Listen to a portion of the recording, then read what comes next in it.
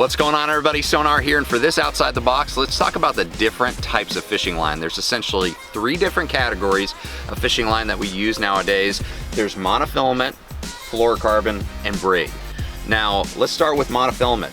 Monofilament is a type of line that really was the gold standard when it came to nylon fishing line, and it's kind of been phased out of a lot of different techniques that people are using in favor of fluorocarbon.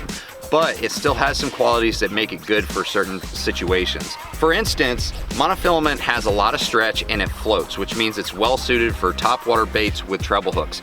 Poppers, walking baits, prop baits, anything that has those little treble hooks that those fish tend to shake off, the stretch in monofilament is gonna help you land those fish. Next we have fluorocarbon. Fluorocarbon's really become popular in the last 15 years or so because it has some really desirable qualities for bass fishing. It has less stretch than monofilament. It has a light refractive quality similar to that of water, which means that light's gonna pass through it instead of bounce off of it, making it more invisible to the fish. And then finally, it sinks. The fact that it sinks means that it's really well suited for really 90% of the tactics out there. You know, anything from bottom bouncing techniques to crankbaits, jerk baits, anything you're trying to get down to the maximum depth very quickly, fluorocarbon's gonna do it very, very well because of that sinking quality. Finally, we have braided line.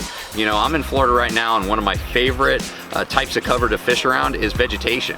And so braided line does a really, really good job at cutting through that heavy vegetation and bringing those big fish to the boat because it has no stretch, and it also has a very narrow diameter per pound test, which means that you can really bulk up with 65 or 80 pound braid and really fish the heaviest of grass mats with this line. So anytime you're faced with vegetation, this is the line you want to turn to.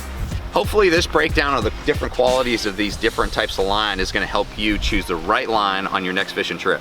I'll see you guys out in the water.